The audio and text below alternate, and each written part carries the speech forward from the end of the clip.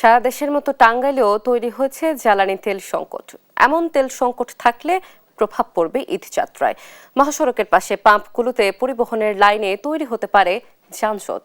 এ নিয়ে আরও জানাতে সরাসরি যুক্ত হচ্ছেন সহকর্মী অভিজিৎ ঘোষ। অভিজিৎ, জ্বালানি তেল সংকট নিয়ে কি বলছেন তেল পাম্পের মালিকরা, জানাবেন।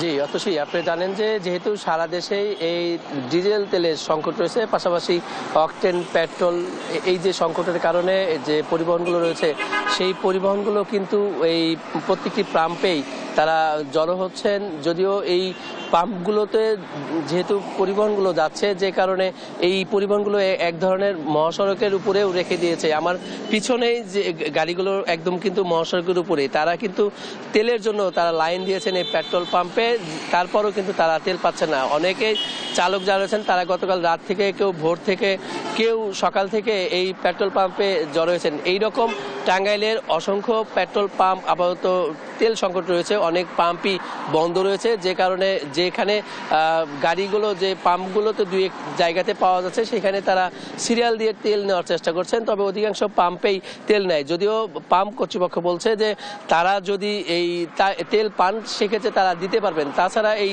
তেল দেওয়ার মতো তাদের সেই সক্ষমতা নেই। তবে যদিও এই যে যারা বিশেষ করে যে ট্রাক বা যে মালবাহী যে পরিবহনগুলো রয়েছে সেইগুলো কিন্তু ব্যাপক বেকায়দায় পড়েছে। তারা কিন্তু তেল না পেয়ে তারা এই যে ঘন্টার পর ঘন্টা পাম্প স্টেশনে দাঁড়িয়ে থাকছেন।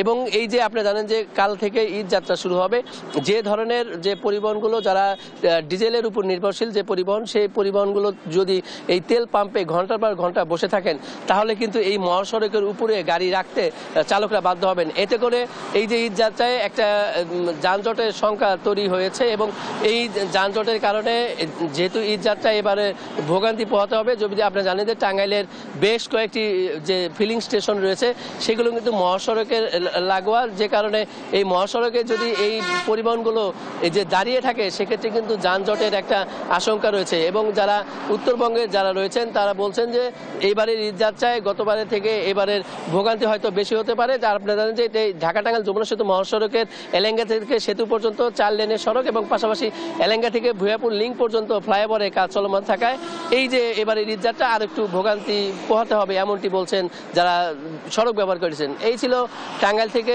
জ্বালানি সংকট এবং ঈদ যাত্রার যানজট সংখ্যা নিয়ে আমার কাছে সর্বশেষ অতসী।